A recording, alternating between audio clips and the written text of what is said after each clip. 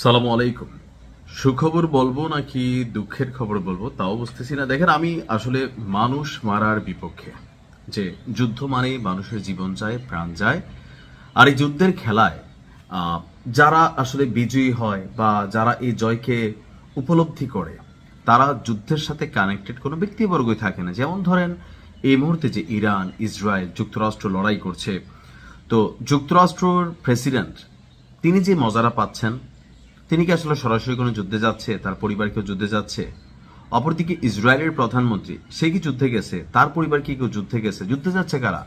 সাধারণ মানুষ।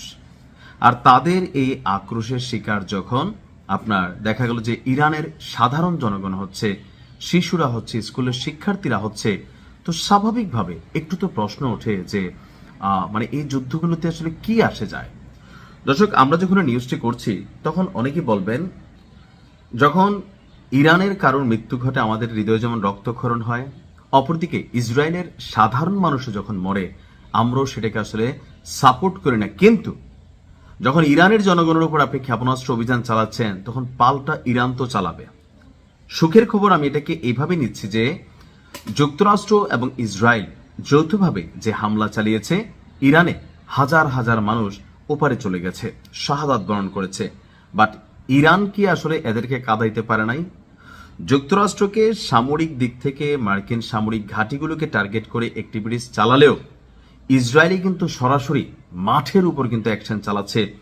আর বলা হচ্ছে যে এ পর্যন্ত ইসরায়েলে চালানো হামলায় প্রায় 2,000 মানুষ হাসপাতালে ভর্তি আছে, প্রাণ গেছে অনেক মানুষের। যদিও এই খবরগুলো খুব বেশি প্রকাশ করে না। আহতের খবরটি প্রকাশ করলেও নিহতের খবরটি নিয়ে ধামাচাপা দেয় ইসরায়েল।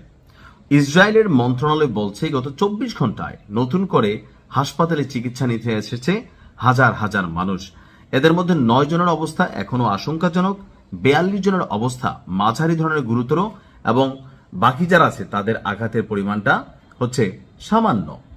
তো যতদূর আমরা বুঝছি, যতদূর আমার কাছে মনে হচ্ছে যে ইরান এই যুদ্ধে যথেষ্ট সফলতার দাবিদার রাখে।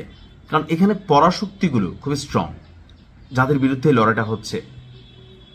আপনি ধরেন আমার 100 মারলেন, কিন্তু আমি যে একটা মারলাম, এটাই হচ্ছে আমার কাছে সেলিব্রেশনের বিষয়। মানুষ যে দেশেরই মারা যাক, উল্লাস উচ্ছ্বাস করার পক্ষে আমি না, কিন্তু যখন আমার দেশের মানুষ মরে, আমার ভাইরা মরে, এটা নিয়ে পশ্চিমারা বলে এরা সন্ত্রাসী, তো এদের দেশের ভিতরে যখন অভিযান চালানো হয়, তারাও তো আমাদের কাছে একই ক্যাটাগরির, তাই না? আমাদের কাছে কি মনে হয় যে না ভাই, আমারটা মরলে মানবতা নাই, তোমারটা মরলে মানবতা কেন আসবে? একটা দেশের সকল মানুষ খারাপ হয় না। তবে ইরান বলছে যে এই মৃত্যুর হার কমাতে হলে বা এই হামলা যদি ইসরায়েল এবং যুক্তরাষ্ট্র বন্ধ না করে, তাহলে ইরানও পিছুপা হবে না, তারা অভিযান চলমান রাখবে।